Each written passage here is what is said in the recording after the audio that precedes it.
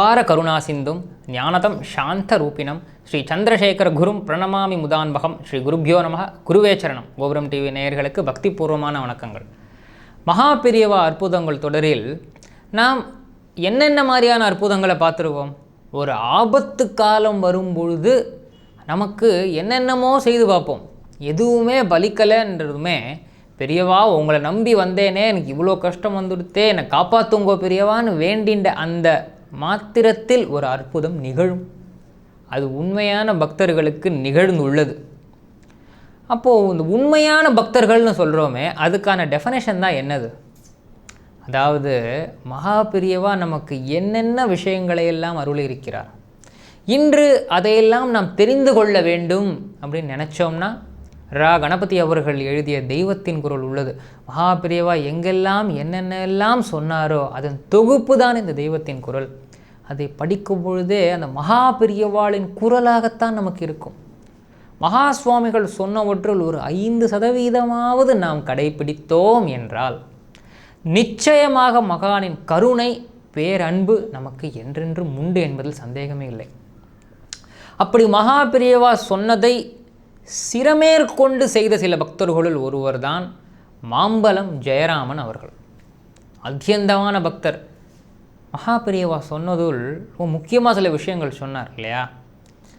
4 பேருக்கு பிரயோஜனப்படுற மாதிரியான விஷயங்களை நாம் செய்ய வேண்டும். ஏழைகளுக்கு ஒத்தாசை புரிய வேண்டும். தான் இருக்கும் இடத்திற்காவது, அந்த கிராமத்திற்காவது, அந்த ஊர் மக்களுக்காவது நாம் நல்லது செய்யணும். என்னால் எதுவுமே செய்ய முடியவில்லையா, யாருக்கும் எந்த தீங்கும் செய்யாமல் நாம் இருந்து வர வேண்டும் அப்படின்னு சொன்னார்.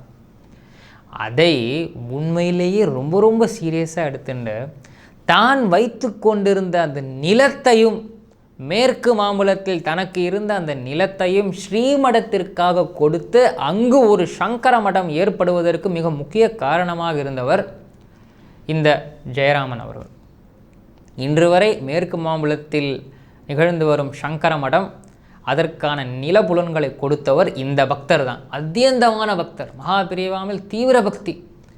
எவ்வளவோ நல்ல விஷயங்களை இந்த சமூகத்திற்காக செய்திருக்கிறார் இந்த பக்தர். இவரின் வாழ்க்கையில் ஒரு அற்புதம், அபாரமான அற்புதம். வாருங்கள் பார்ப்போம். ஒருமுறை ஆந்திர மாநிலத்தில் ஒரு குக்கிராமம்னு சொல்வதை விட குட்டியிலேயே மிக மிக குட்டி கிராமம்னு தாங்க சொல்லணும். அது அவ்வளவு டீப் இன்டீரியர் வில்லேஜ். அன்று அது சுபாநாயுடு கண்டிகைன்னு பேர் அந்த கிராமத்திற்கு. அந்த கிராமத்தில் மகா பெரியவா முகாம். நம்ம பார்த்தோம்னா அந்த தேசத்தில் எந்த இடத்திற்கெல்லாம் மகா பெரியவா போனாலுமே, முக்கியமான நகரங்கள் இருந்தாலும் அங்கே அவர் தங்கினாலும் இந்த மாதிரி கிராமங்களை பெரியவா என்றென்றுமே அவ்வளோ சுலபமாக கடந்து போயிட மாட்டார். இந்த மாதிரி கிராமங்களிலிருந்து அந்த ஏழை எளிய கிராமவாசிகளுக்கு அருள் புரிந்து விட்டு தான் அங்கிருந்து செல்வார். எவ்வளவோ அற்புதங்களில் பார்த்துருக்கோம் இல்லையா? இந்த கிராமத்தில் மகா பெரியவா முகாம். இந்த மேற்கு மாம்பலம் ஜெயராமன் இருக்கார், தன்னுடைய குடும்பத்தோடு அங்கு செல்கிறார். தன் மனைவி திரு பட்டம்மாள் அம்மையார், தன்னுடைய மகள், தன்னுடைய மாப்பிள்ளை, தன்னுடைய பேர குழந்தையான சந்திரசேகரன் எல்லாரையும் கூட்டின்னு அங்கே போயிருக்கார். எங்கள் லைனில் நின்று, அந்த வரிசையில் நின்று மகா பெரியவாள்கிட்ட பிரசாதம் வாங்கும் பொழுது பெரியவா என்ன செய்தாராம், இந்த சந்திரசேகரன் இருந்தார் இல்லையா, சின்ன குழந்தை, அந்த குழந்தையினிடத்தில் அதுக்கு ஒரு 5 வயது கூட ஆகியிருக்காது.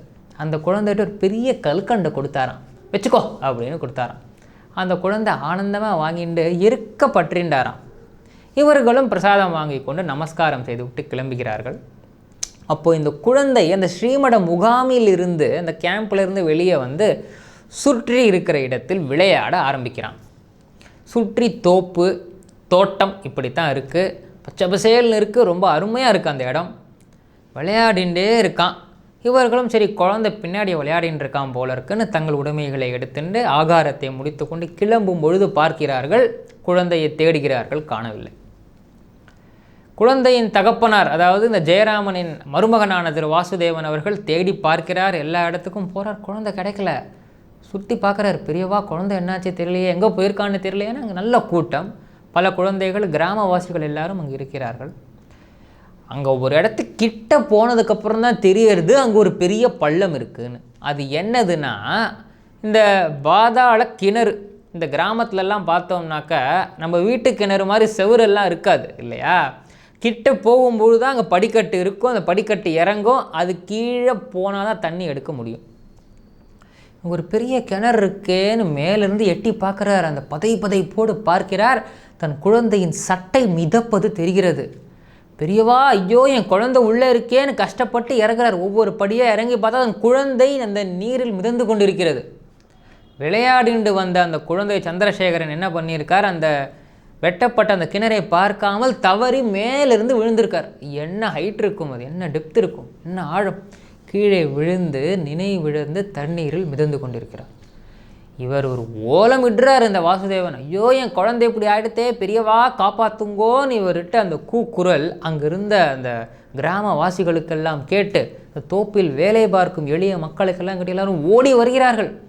உள்ளே இறங்கி நீச்சல் தெரிந்தவர்கள் இறங்கி அந்த குழந்தையை தூக்கிண்டு மேலே வந்து, இந்த வண்டி சக்கரம் இருக்கும் இல்லையா, இந்த தண்ணியில் விழுந்துட்டான்னா அந்த காலத்தில் என்ன பண்ணுவா, அந்த வண்டி சக்கரம் சுற்றுவோமே, அதில் இவர்களை கட்டி சுற்றுவார்கள். அப்பொழுது இந்த தண்ணீர் வயிற்றிலிருந்து வெளியே வரும் என்பதற்காக அதை செய்வார்கள். அப்படி செய்து இந்த குழந்தை முழுங்கிய தண்ணீரை எல்லாம் வெளியே எடுத்து நினைவிற்கு இந்த குழந்தையை வரவழைத்து பார்க்கிறார்கள். குழந்தை வந்து மெதுவாக தான் வளருது, ஆனால் முன்ன மாதிரி முழு நினைவு வரலை. பயந்து போகிறார்கள். நேர பெரியவாள்கிட்ட அந்த குழந்தையை தூக்கிட்டு போகிறா. பெரியவா மூணு அந்த குழந்தையை கிடத்தி, பெரியவா குழந்தை கிணத்துல விழுந்துருது, பெரியவா மூச்சு பேச்சு இல்லை, பயமாக இருக்குது பெரியவான்னு சொன்னதுமே பெரியவா அந்த குழந்தையோட கையை பார்த்தாராம். அந்த குழந்தையின் கையில் என்ன இருக்குதுன்னு பார்த்தா, அந்த கல்கண்டு பிரசாதத்தை மகா பெரியவா கொடுத்தாரு, அதை கெட்டியாக பிடிச்சிட்டு இருக்கு அந்த குழந்தை. பெரியவா கொடுத்த பிரசாதத்தை விடவே இல்லை. இது எவ்வளவு பெரிய அதிசயம்! அந்த குழந்தை எவ்வளவோ நேரம் விளையாடினான், எங்கெங்கேயோ போனான், அந்த பாதாள கிணறுல விழுந்திருக்கான், விழுந்து மூழ்கி மீண்டும் எழுந்து மிதந்து என்னென்னமோ நடந்திருக்கு, கலையவரம் ஆயிருக்கு. ஆனாலும் அந்த பிரசாதம் வலது கரத்தில் இறுகப்பட்டு கொண்டிருக்கிறான் அவன். அதை பார்த்ததுமே அனைவருக்கும் மகா பெரியவாள் எவ்வளவு பெரிய அற்புதத்தை நிகழ்த்தி இருக்கிறார்னு அப்போ தான் புரியுறது. எப்போவுமே முதலில் வீட்டின் பெரியவர்களுக்கு பிரசாதம் கொடுக்கும் மகான் முதலில் அந்த குழந்தைக்கு எதற்காக கொடுத்தார்? அதுவும் அவ்வளோ பெரிய கல்கண்டு அந்த குழந்தை வாயில் போட்டுக்க முடியுமா என்ன? அவ்வளோ பெரிய கல்கண்டையும் மொத்தமாக போட்டுட்டா மாட்டிக்காதா? அவ்வளோ பெரிய கல்கண்டை கொடுத்தார் அந்த குழந்தைக்கு. அதை கெட்டியாக பிடிச்சுண்ட அந்த குழந்தை மகா பெரியவாளே தன்னோடு இருப்பதாகத்தானே அர்த்தம். ஒன்றும் இல்லை, போயிட்டு வா, சேமமாக இருப்பான்னு சொல்லி விபூதி பிரசாதத்தை கொடுத்து அனுப்புகிறார். சற்று நேரத்தில் அந்த குழந்தை எழுந்து அமர்கிறான். எதுவுமே நடக்காதது போல் அந்த குழந்தை மீண்டும் துள்ளி விளையாட ஆரம்பிக்கிறான்.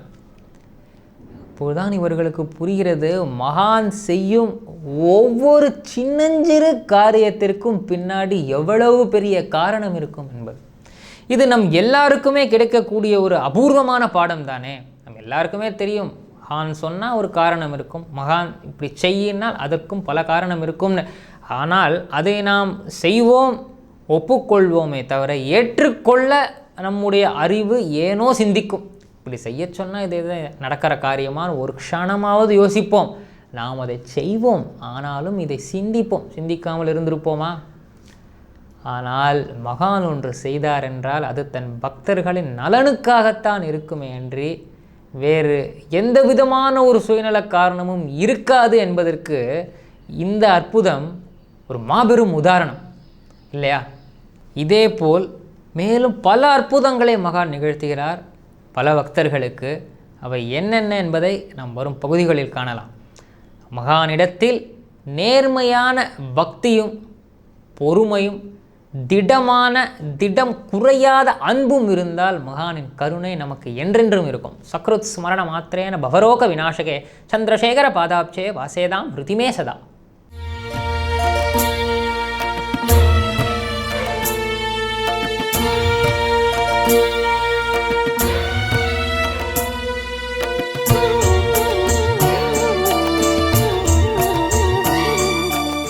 விதம் விதமான பக்தி நிகழ்ச்சிகளை உங்களுக்காக தந்து கொண்டிருக்கிறது உங்கள் கோபுரம் டிவி. உங்களுக்கு பிடித்த நிகழ்ச்சிகளை லைக் செய்யுங்கள், உங்களுக்கு பிடித்த மாணவர்களுக்கு ஷேர் செய்யுங்கள். மேலும் சப்ஸ்கிரைப் செய்வதோடு மட்டுமல்லாது அருகில் இருக்கும் பெல் பட்டனை கிளிக் செய்து கோபுரம் டிவி நிகழ்ச்சிகளை உடனுக்குடன் தெரிந்து கொள்ளுங்கள். மற்றும் ஒரு மகிழ்ச்சியான செய்தி, கோபுரம் டிவி ஆப்பை கூகுள் பிளே ஸ்டோரில் ஃப்ரீ டவுன்லோட் செய்து கோபுரம் டிவி நிகழ்ச்சிகளை தொடர்ந்து கண்டுகளியுங்கள். பாருங்கள், ரசியுங்கள், பரவசமடையுங்கள். கோபுரம் டிவி.com. பக்தி பக்திமயம்.